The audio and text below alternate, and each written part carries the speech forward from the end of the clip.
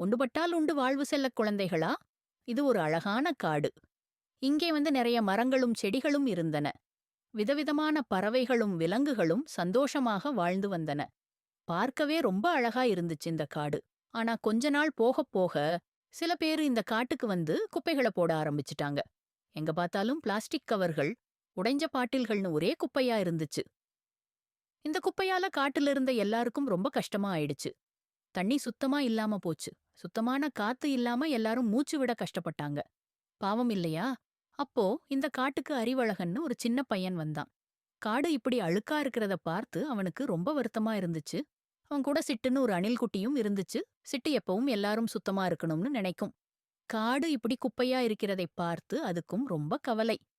உடனே அறிவழகனும் சிட்டுவும் சேர்ந்து இந்த குப்பைகளை சுத்தம் பண்ண ஆரம்பிச்சாங்க.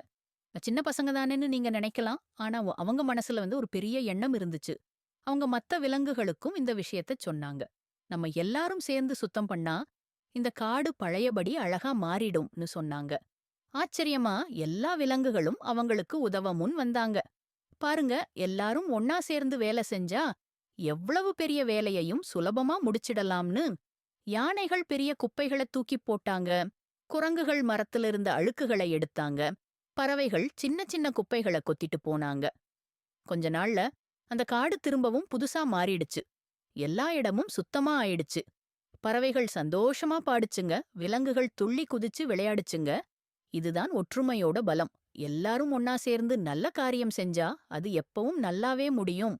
சுத்தமா இருந்தா எல்லாரும் சந்தோஷமா இருக்கலாம். இல்லையா குழந்தைகளா? இந்த கதைய உங்களுக்கு பிடித்திருந்தா தயவு செய்து லைக் செய்யுங்கள். சின்ன பொட்டானை அழுத்தி சப்ஸ்கிரைப் பண்ணுங்க. உங்கள் நண்பர்களுக்கும் பகிருங்கள். நன்றி நண்பர்களே. மறக்காமல் மறுபடியும் வாருங்கள். மேலும் அழகான கதைகளுக்காக.